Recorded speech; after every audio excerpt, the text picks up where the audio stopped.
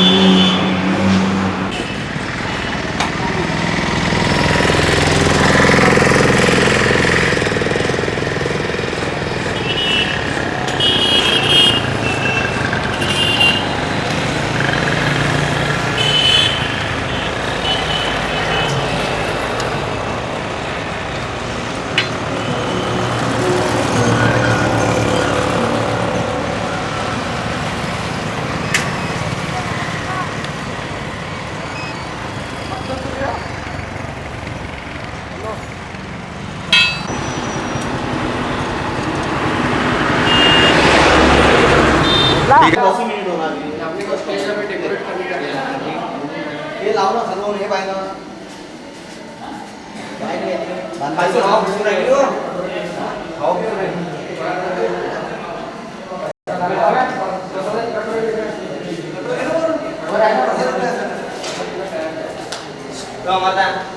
लावणारी पण हवा बसून राहिली बंद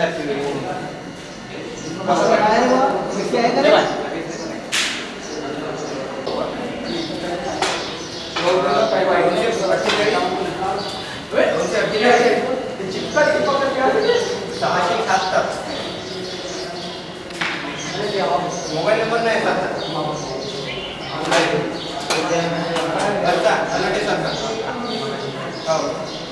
रंगोली सजा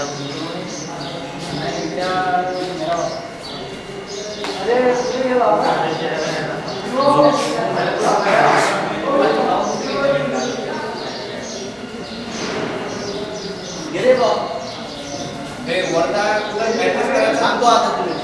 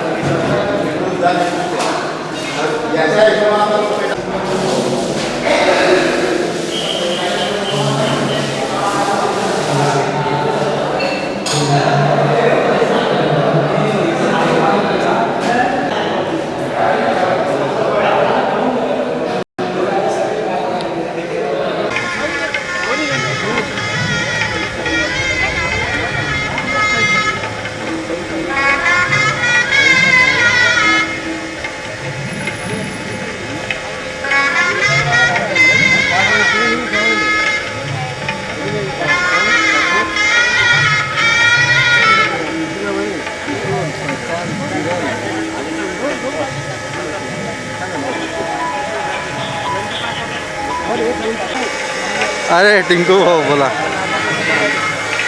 बस। कौन? वो टिंकू भाऊ मैं गया नहीं उधर, वो हमारा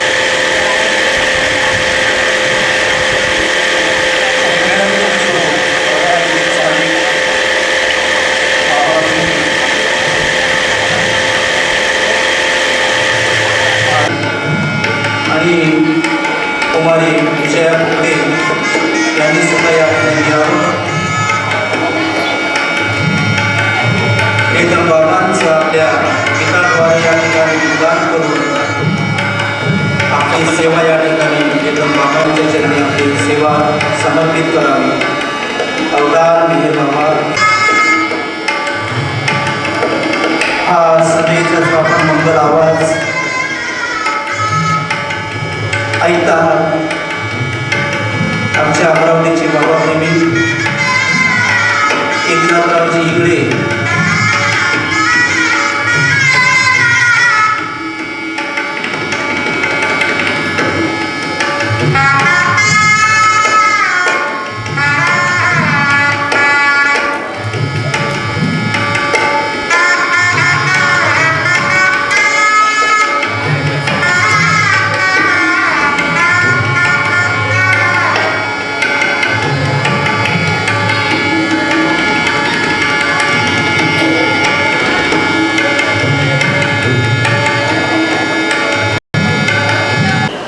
आपल्या ज्या काही सूचना असतात कृपया त्या ठिकाणी 2 व्हॉलेंटियर्स आहेत.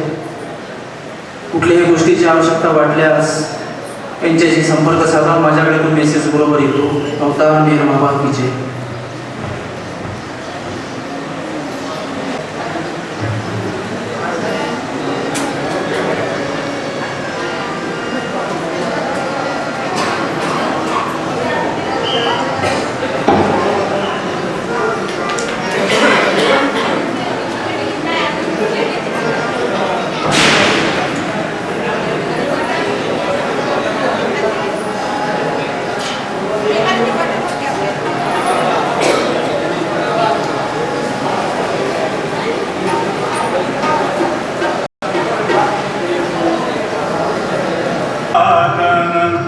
यावे स्वागता प्रभु में है अभिवादन. यावे स्वागता में है सहवास दीन शुभ प्रयोजना. प्रभु में है अभिवादन. यावे स्वागता. स्वागतं सुस्वागतं स्वागतं सुस्वागतं.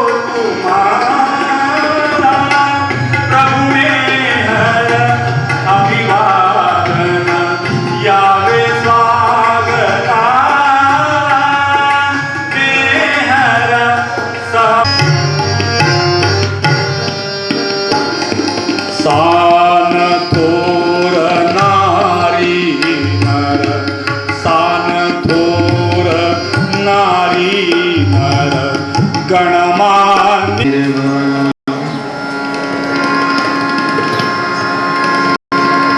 करता कारक कर्म तुम्हीं हो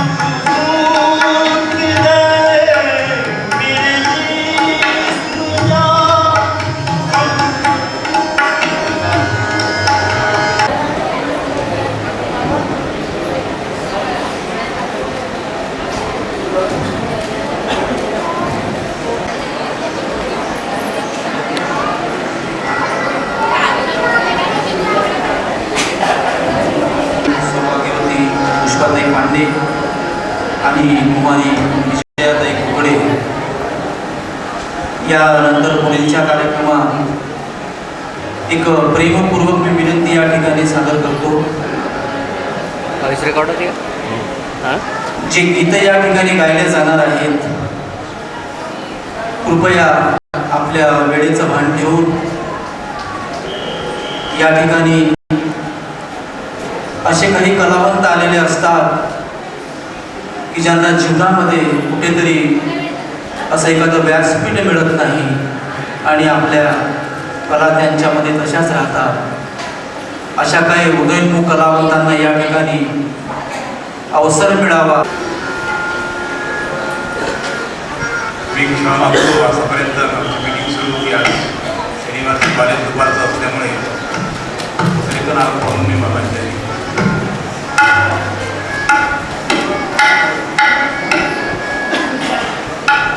अब तो शराब में जी काही जीवनाची नशा आहे ती आता मेहरच आहे अशा आशयाचं गीत आहे. एक अब तो शराब में है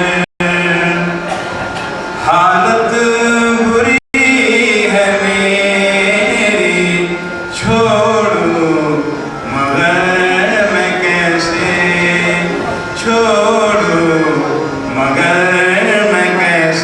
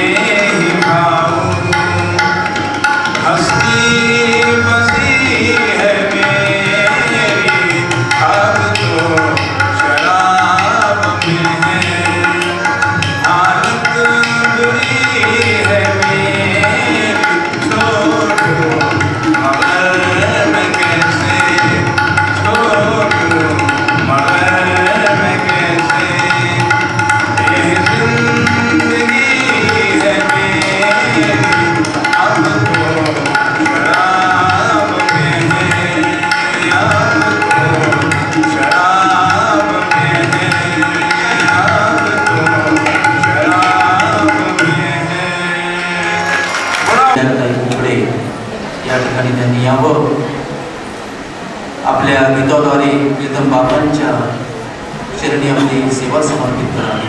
अवतार मेहर बाबा की जय. नाम बंदे ले बाबा का नाम, ले बाबा का नाम बंदे, ले बाबा का नाम, ले बाबा का नाम बंदे, ले बाबा का नाम. बुलान होगा तेरा काम बंदे, ले बाबा का नाम. झटपट झंझट छोड़ जगत के जामे हर देखा, झटपट झंझट छोड़ जगत के जामे हर देखा. मेहरे जे काही 2 शब्द बाबांची सेवा करण्याची संधी त्यांनी मला इथे दिली, ती वार्ता मी आपल्या या ठिकाणी प्रस्तुत करते. त्याच्या दैवी उपस्थितीमध्ये हा जो कार्यक्रम या ठिकाणी सादर होत आहे, वास्तविक पाहता तो प्रियतम प्रभू सर्व जगाचा नियंता चार्जिंग आलं भाऊ? चरण काढली होती. 170 पोरांची शाळा, रेसिडेन्शियल स्कूल, खाणं पिणं कपडे लत्ते सगळं भावात येत असत. ती शाळा चालू. इराणमध्ये सुद्धा शाळा चालू होईल. हा खर्च अनेक प्रकारे खर्च होता. इतके लोक बाबाकडे राहिले, डोक्याला जेव्हा इथूनच वापरतात, कधीच फेकलेले नाही. वेस्टेज असं नाही.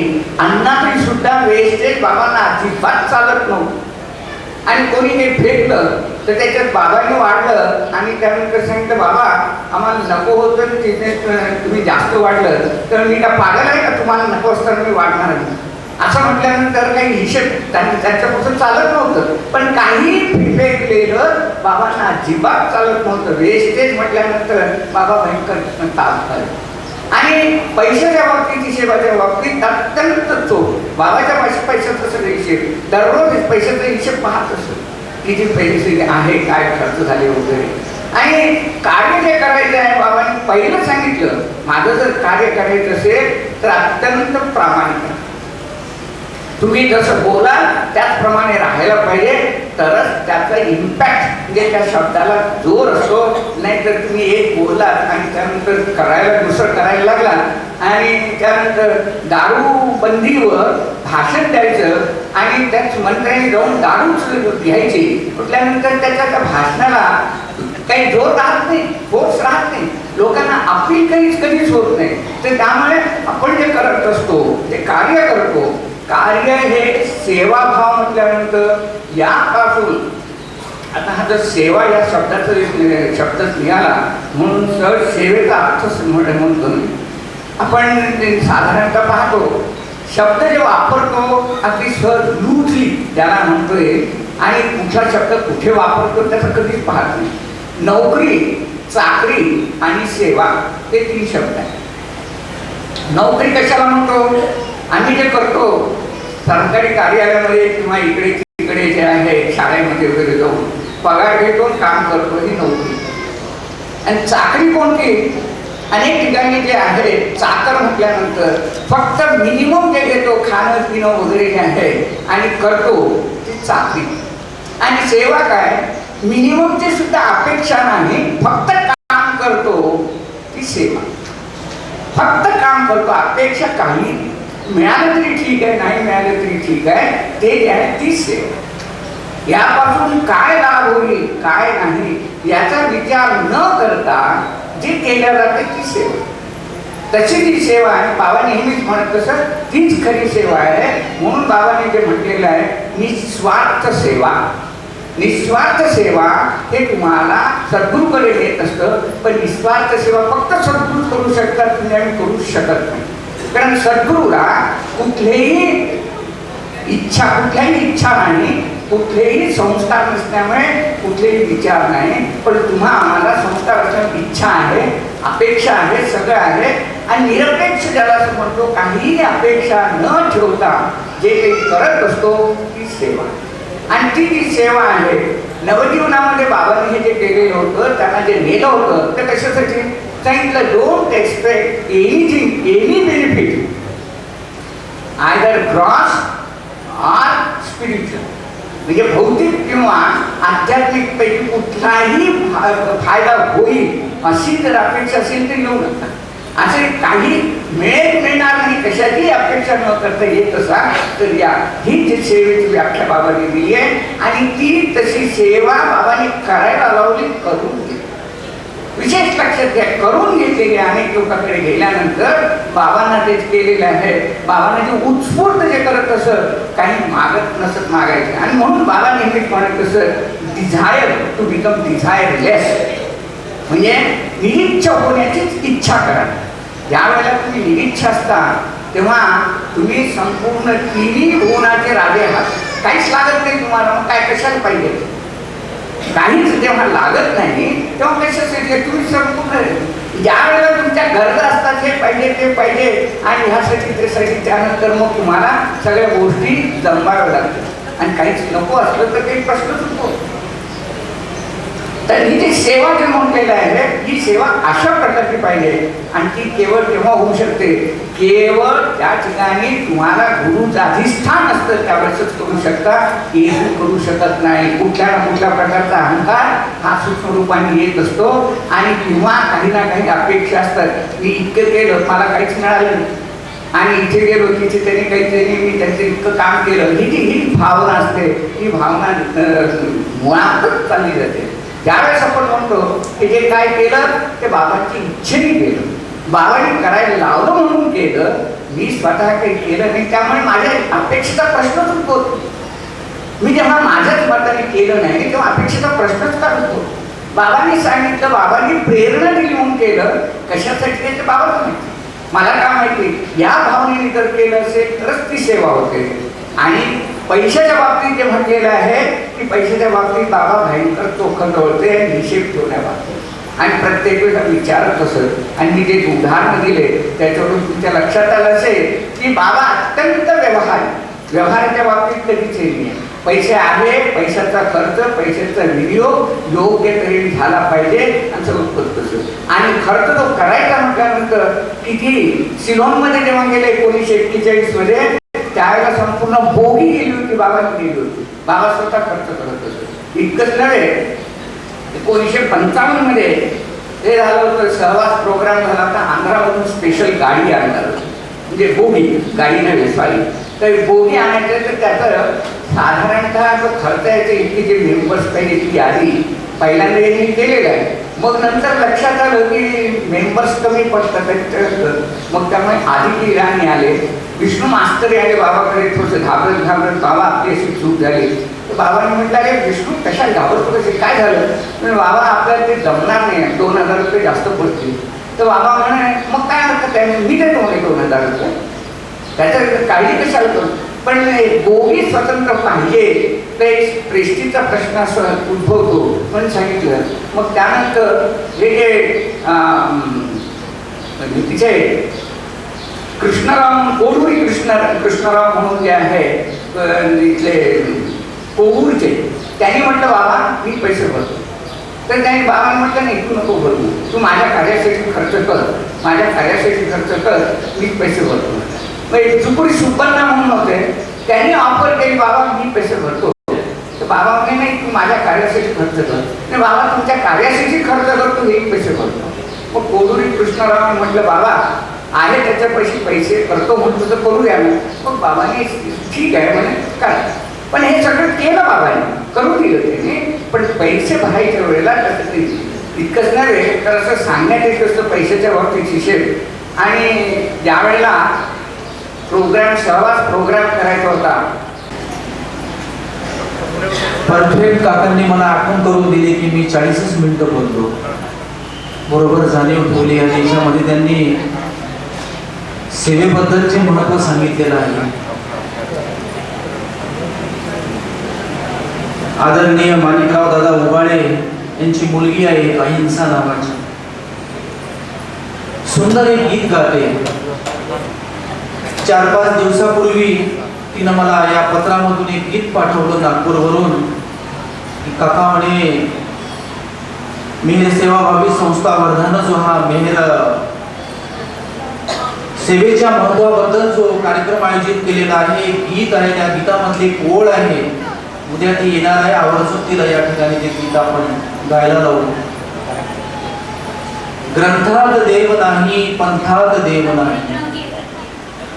ग्रंथात देव नाही, पंथात देव नाही.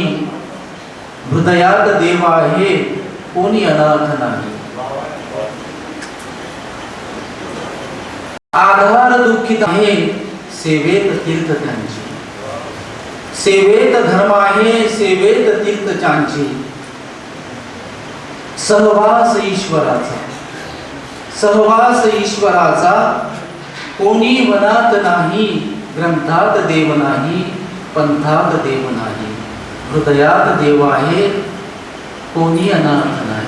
अवतार मेहरबाबा की जय. या ठिकाणी मी आमंत्रित करतो श्री नरेश गाकडे यांना. वर्धा जिल्ह्यामध्ये एक गाव आहे सावळी बुजुर्ग नावाचं. त्या गावाला जर आपण अवतार मेहरबाबांच्या सहवास कार्यक्रमाला गेला तर प्रकर्षानं त्या ठिकाणी हमीरपूरची आठवण होते. कार्यक्रम आहे तेवढाच आपला या त्यागामुळे बाबा खुश होतील, एवढंच मनाशी ठरवून आपण या ठिकाणी बसावं. अवतार मेहर बाबा की जय. सूचना मिळाल्याप्रमाणे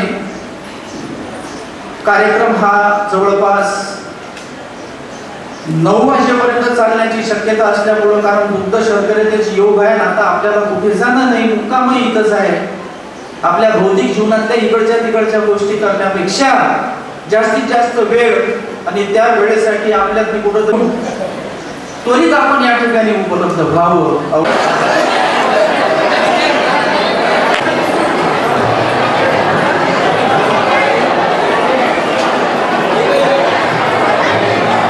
दाबली का आरईसी लिहिल्यावर रेकॉर्ड चालू आहे.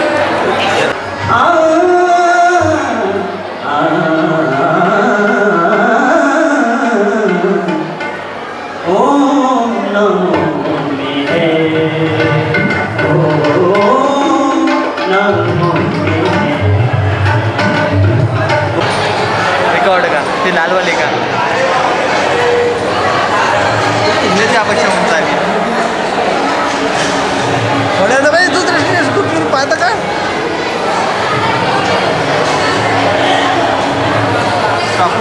जळून गेला मला जवळ.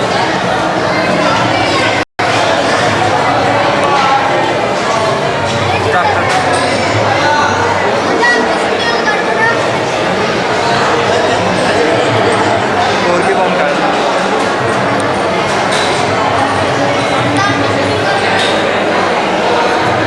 झूम नाही घेत झूम नाही घेत.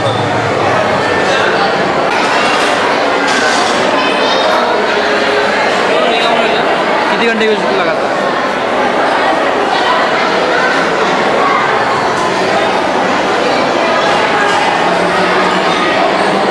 तिकडे घे, माझं घे, माझं.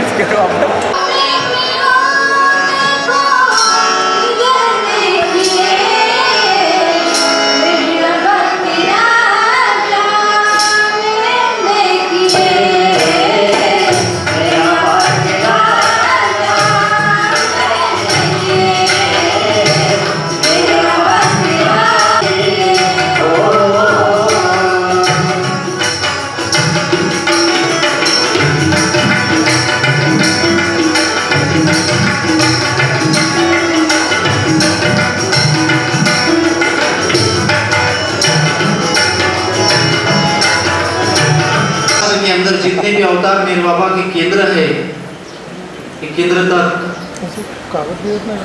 हमारे आदरणीय शालिग्राम जी शर्मा पहुंचे हैं। मैं प्रियतम बाबा के कार्य के लायक भी नहीं हूँ, लेकिन जो कार्य बाबा ने मुझे भी सौंपा है, आदरणीय हमारे पितृतुल्य काका बाबा के जमाने में निकली हुई पत्रिका बाबा ये अपनी कलम से जुड़े रखते हैं, जो पत्रिका सबके घरों में जाती है। मैं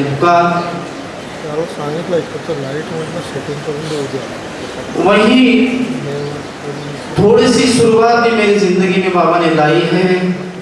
मराठी पत्रिका का संपादन मैं विश्व का मैं भी करता हूँ।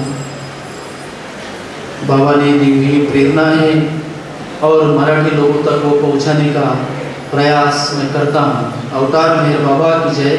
यहाँ मैं आमंत्रित करता हूँ आदरणीय शालिग्राम जी शर्मा, प्रियतम बाबा के दैवी घटनाओं के बारे में हमें अवगत कराएं। अवतार मेहर बाबा की जय।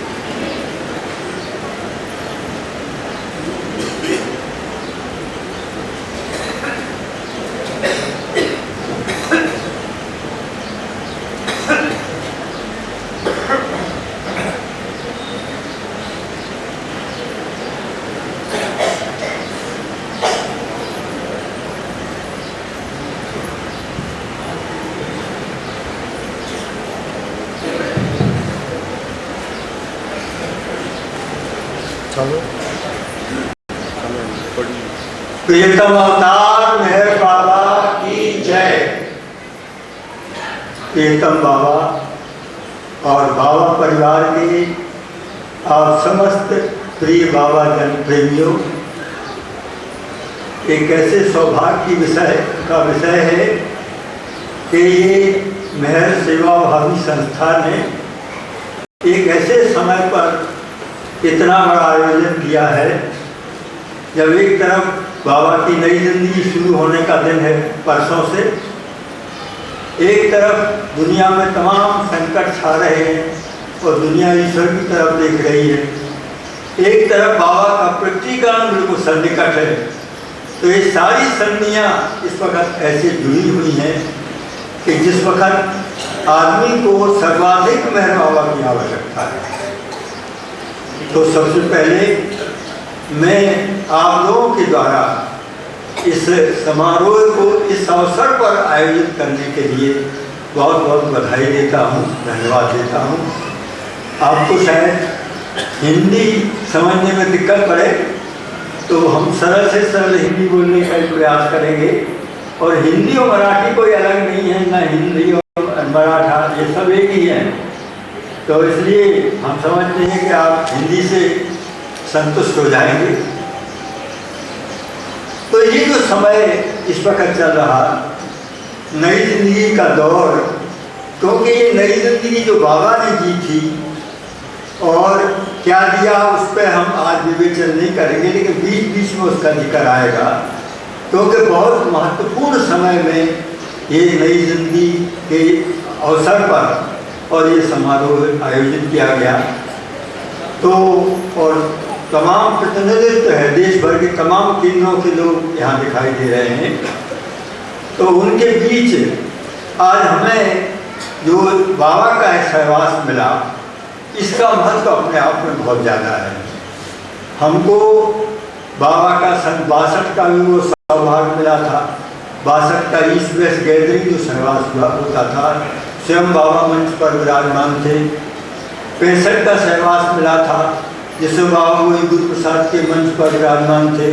और अनेकों दर्शन और सहवासों का वो अवसर, तो उसमें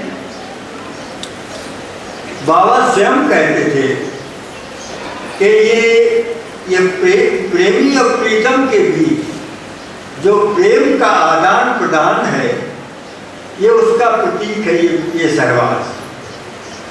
तो इस सहवास में आज जो हम बैठे, ये सहवास इसलिए महत्वपूर्ण है कि बाबा विराजमान, ये बाबा का सहवास है, ये कोई सभा नहीं है। और इस तरह से ये जो सहवास हम में एकत्रित हुए, उसकी पृष्ठभूमि आज हम ऐसा प्रस्तुत करने का प्रयास करेंगे कि हम सब लोग एक हृदय होकर और इस सहवास का आनंद लें। क्योंकि बाबा ने 58 के सहवास में भी ये बात कही थी कि तुम सब लोग यहाँ आए हो तो पूरी तरह से मेरा प्रेम लेकर जाओ। अभी प्रेम पर लता थोराट ने वार्ता दी, प्रेम का तो कितना महत्व है। तो बाबा कहते हैं उस प्रेम को तुम लेके जाओ, लेकिन तुम कैसे लेके जाओगे? तुम जो अपने घर परिवार और वहाँ के दुनिया के रगड़े झगड़े, इनको वहीं छोड़ के और फिर यहाँ बैठो। ये नहीं कि यहाँ बैठे दुनिया के रगड़े झगड़े भी दिमाग में हैं और दुनिया की समस्याएं हैं, तो आपका मन कहाँ लगेगा? तो हमारा मन यहाँ होना चाहिए, यहाँ जो हम उपस्थित हैं। और फिर बाबा की उपस्थिति का, इसको ये ऐसा नहीं कि बाबा की तस्वीर रखे हैं, ये स्वयं बाबा विराजमान है इस भाव के साथ। और जब हम बैठते हैं और ये बाबा के बच्चे हैं, सब बाबा का परिवार है, और ये परिवार मिलकर और आज प्रेम का ये आनंद ले रहा है अपने प्रीतम के साथ, तब ये सहवास है, तब उस परिभाषा का सहवास आता है। और इस सहवास में देते क्या है बाबा हमें? तो इनको छोटी छोटी घटनाओं से हम बताने वो पृष्ठभूमि तैयार करने का प्रयास करेंगे। जब हम अगले दिन प्रयास करेंगे कि नई जिंदगी के बारे में कुछ और बात चलाई जाए। तो जहाँ तक लेने और देने की बात है, तो बाबा का जो आगमन हुआ, और इस बार बाबा ने सब कुछ स्वयं को जीवन जीकर दुनिया के आगे रखा जिस तरह वो हमको ले जाना चाहते हैं। आज हमारे पास धन संपत्ति सब कुछ साधन है, लेकिन किसी को शांति नहीं। कितने ही बड़े महल हो, कितनी ही संपत्ति हो, कितनी बड़ी नौकरी हो, कितना ही पैसा हो, सब कुछ है, लेकिन शांति नहीं है। सबके पास हजारों समस्याएं हैं। तो बाबा उनका जो हल दे रहे हैं, उस तरफ हमें ध्यान देना है। और वो प्रत्येक व्यक्ति पर किस प्रकार नजर रखते हैं, किस प्रकार हर एक के साथ कार्य करते हैं, इसका एक छोटा सा उदाहरण हम आपको बताएं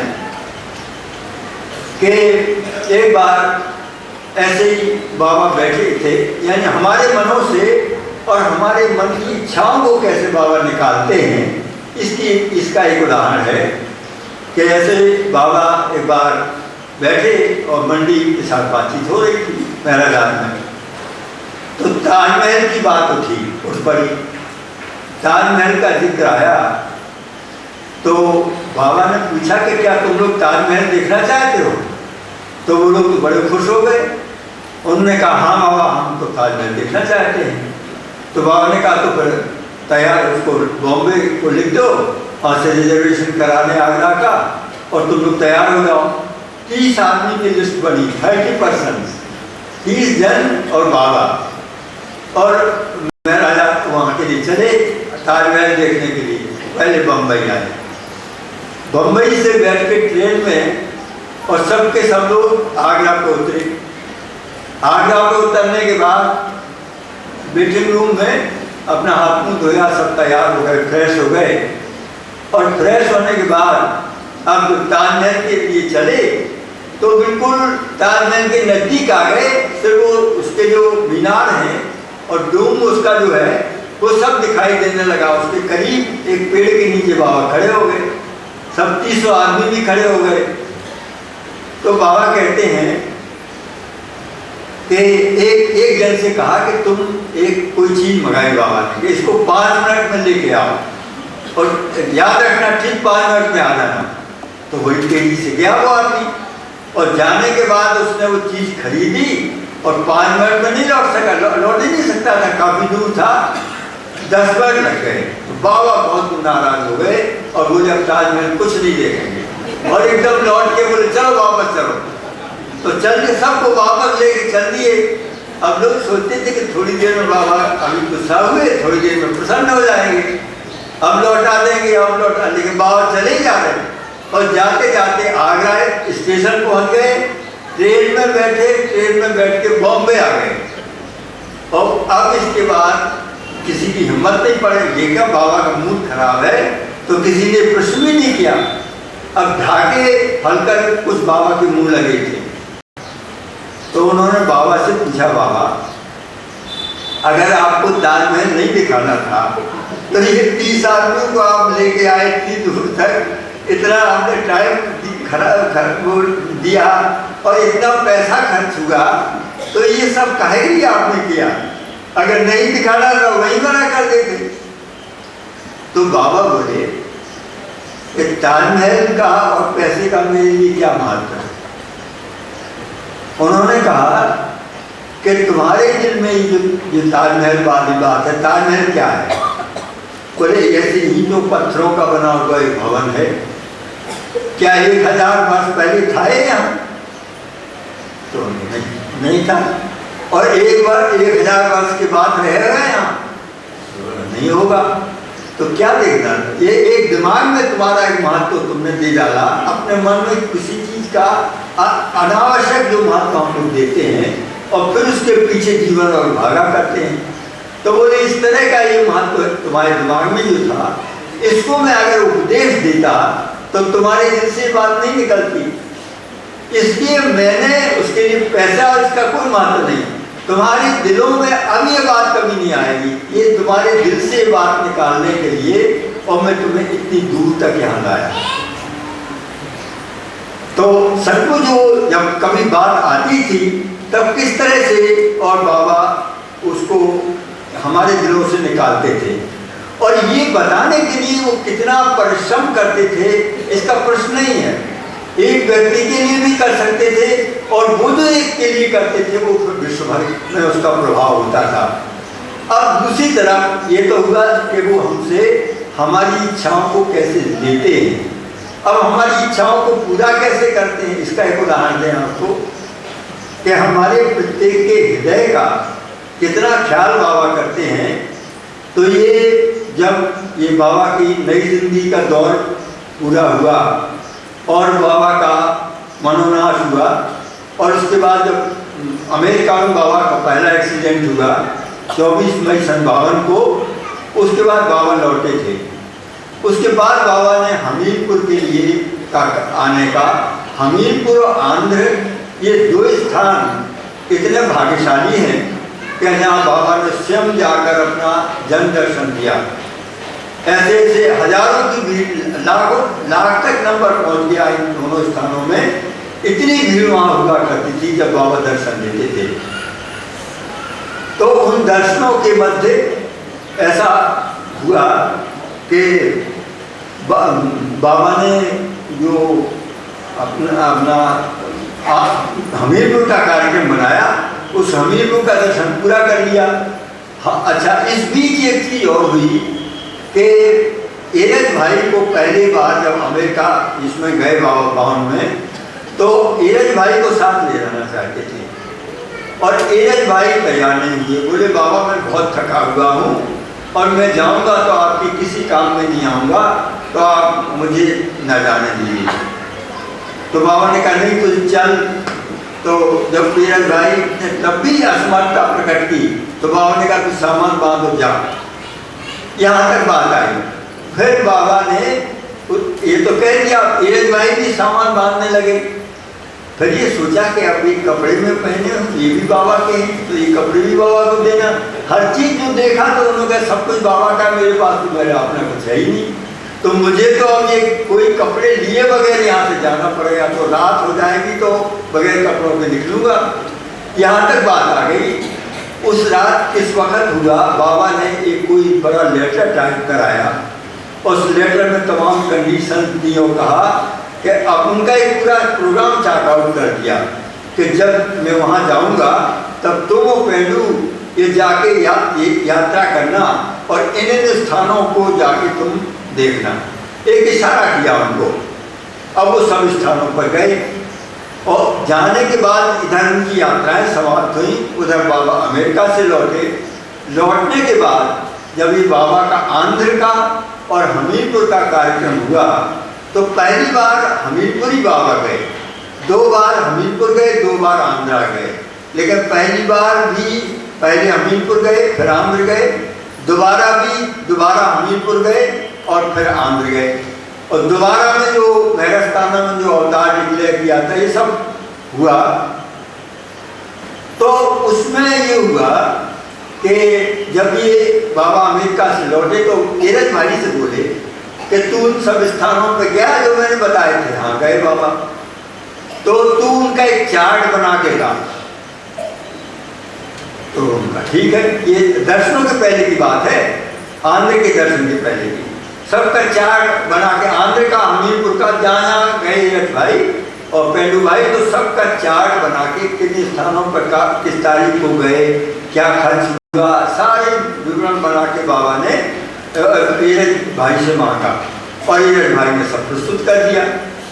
अब इसके बाद बाबा ने उन्हीं स्थानों पर जब ये दर्शनों को गए तो पहले हमीरपुर क्षेत्र में उन स्थानों को दर्शन दिए और वो अपने आप में बड़ी विचित्र कथा है, उसको लेंगे तो बहुत समय जाएगा।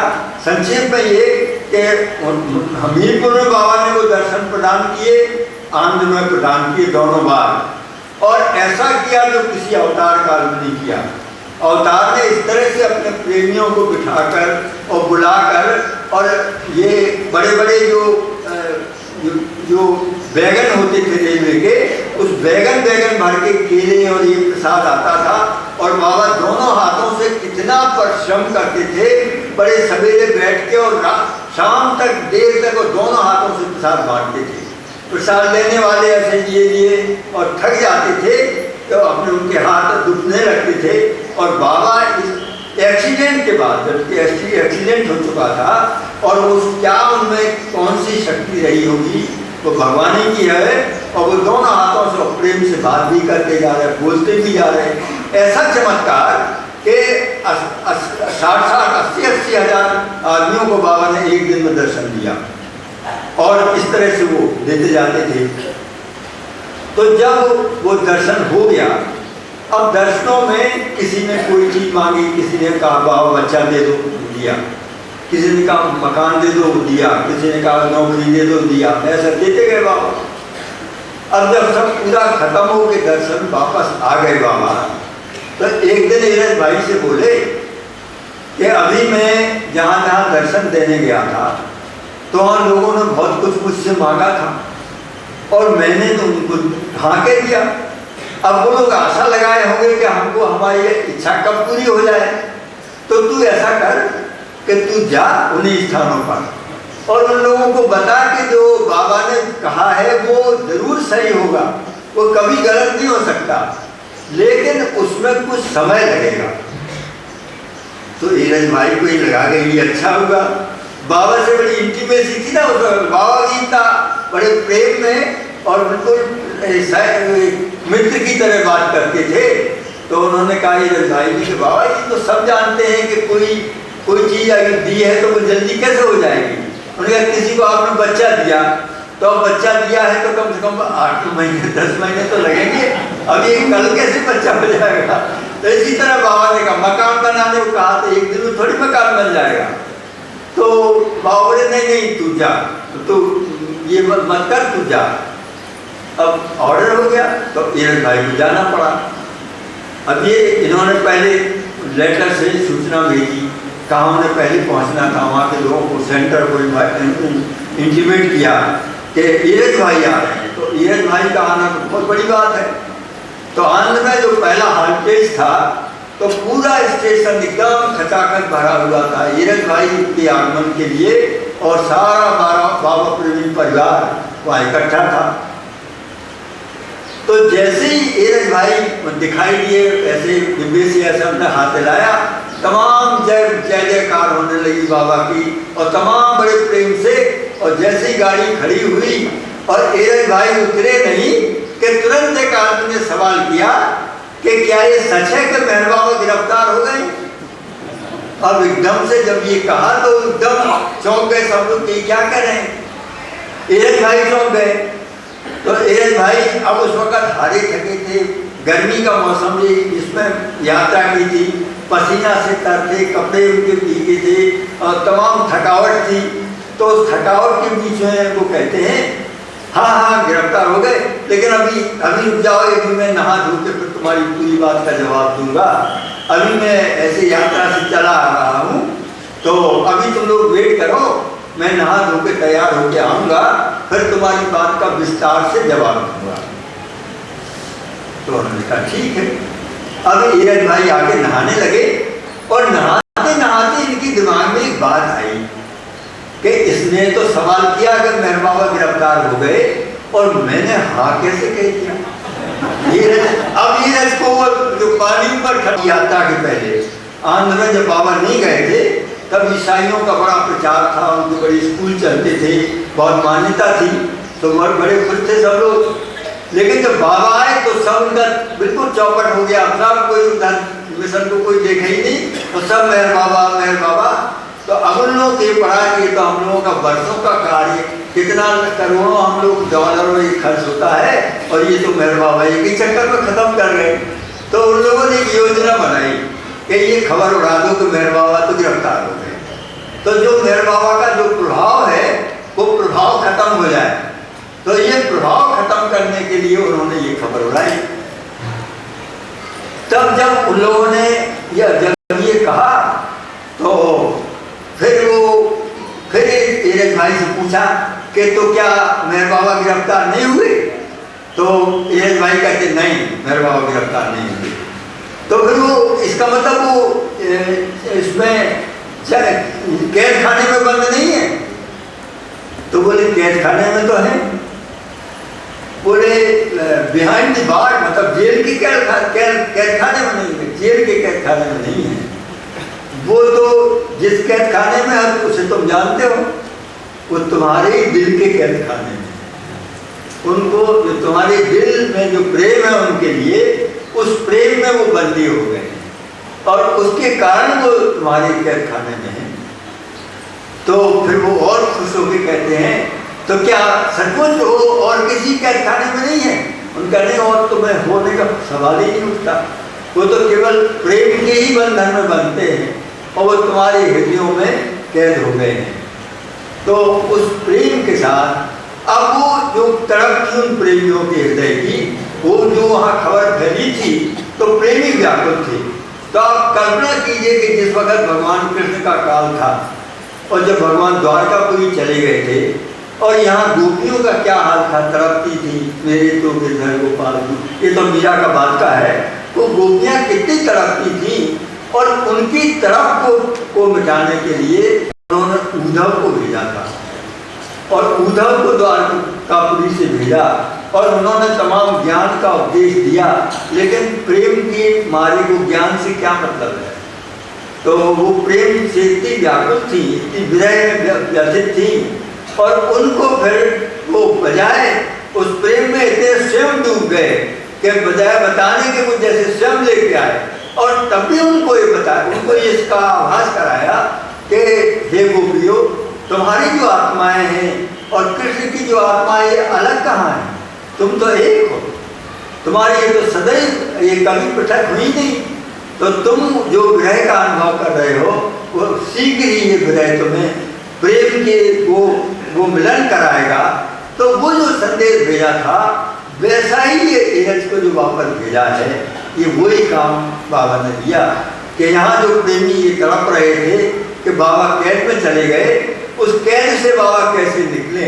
तो उसको जब उन्होंने ये सुनाया तब सब लोग तमाम प्रसन्न हो गए और प्रसन्न होने के बाद एरज फिर वहीं से लौट आए। तो समझ गए कि बाबा ने किस लिए उन्हें भेजा था। बाबा कभी प्रकट नहीं करते थे, बड़े प्रेम से वो कोई काम कराते थे। काम कराने के बाद में समझ में आएगा कि अरे ये काम बाबा ने क्यों किया। अब ये सारे प्रेम का मार्ग ये स्वार्थ से बड़ा दूर होता है। स्वार्थ इसमें बड़ी बाधा है, अहंकार बड़ी बाधा है, और इच्छाएं और ये जो चाहें ये बड़ी बाधा है। तो इनको दूर करने के लिए जो बाबा ने नई जिंदगी दी उसकी बात तो अगर प्रसंग होगा तो कल देखेंगे। लेकिन